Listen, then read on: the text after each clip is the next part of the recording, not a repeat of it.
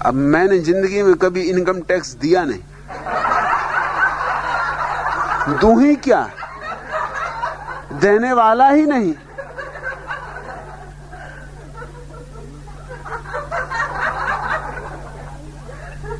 नौकरी भी करता था, तो जब वो घड़ी आई कि तनख्वाह मेरी इतनी हो जाए कि उस पर इनकम टैक्स लगे, मैंने कहा कि वो कम ही रहने दो, इनकम टैक्स की झंझट में कौन पड़ेगा। सो मैंने तनख्वाह नहीं बढ़वाई। जब वो ज्यादा ही जिद करने लगे कि तनख्वाह तो बढ़ेगी ही, क्योंकि वो तो नियम के अनुसार, तो मैंने कहा इस्तीफा ले लो, मगर इनकम टैक्स वो मैं नहीं दूंगा, अपनी जिंदगी में मैंने नहीं दिया। कौन इस झंझट में पड़े। कम तनख्वाह पे राजी था, मगर वो राजी नहीं थे। कहने लगे तनख्वाह तो लेनी पड़ेगी, वो तो कानून है, कब तक हम इसको रोकेंगे, और आपका रोकेंगे तो दूसरे लोग ऐतराज उठाएंगे। और आप क्यों परेशान होते, इनकम टैक्स तो थोड़ा ही सा कटेगा, तनख्वाह ज्यादा बढ़ती। मैंने कहा ज्यादा और कम का सवाल नहीं, इनकम टैक्स का गणित ही मेरी समझ में नहीं आता, मेरा गणित और। तो मैंने कहा इस्तीफा ही ले लो, वो झंझट मिटी।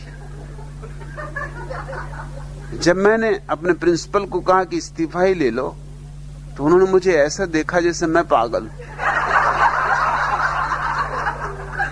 मैंने उनसे कहा ऐसे मत देखो, हालत बिल्कुल उल्टी है, पागल तुम हो।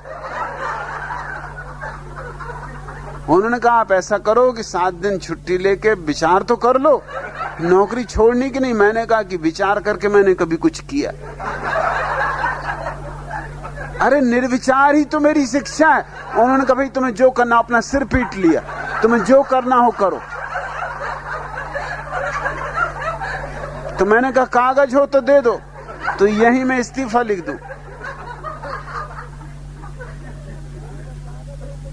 फिर भी बेचारे समझाए कि घर से लिख के भेज देना, सोच विचार कर लो, परिवार में पूछ लो, मित्रों को पूछ लो, थोड़ा कोई भी कदम उठाना तो सोच समझ के, अच्छी नौकरी इसे यूं नहीं छोड़ देते।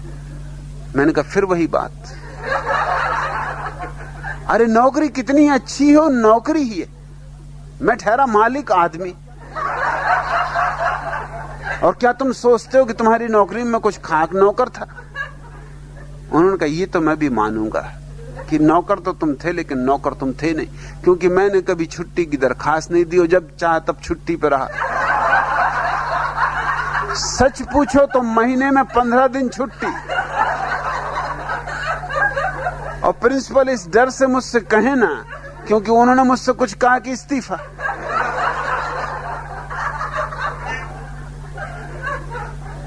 और विद्यार्थी मुझे प्रेम करें तो वो कहें 15 दिन आए तो भी ठीक, जितने दिन आए उतने ही ठीक।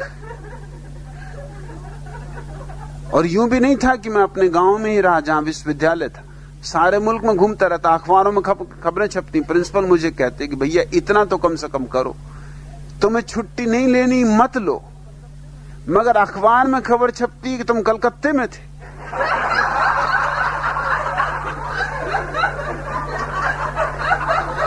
और यहां हम दफ्तर में दिखा रहे हैं, तुम हमें फंसाओगे, फांसी लगवाओगे।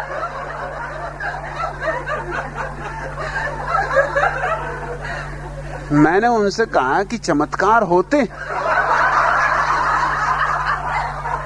इसमें क्या अड़चन? ये तो आध्यात्मिक देश है, यहां तो हर तरह के चमत्कार होते, इसमें कोई अड़चन नहीं।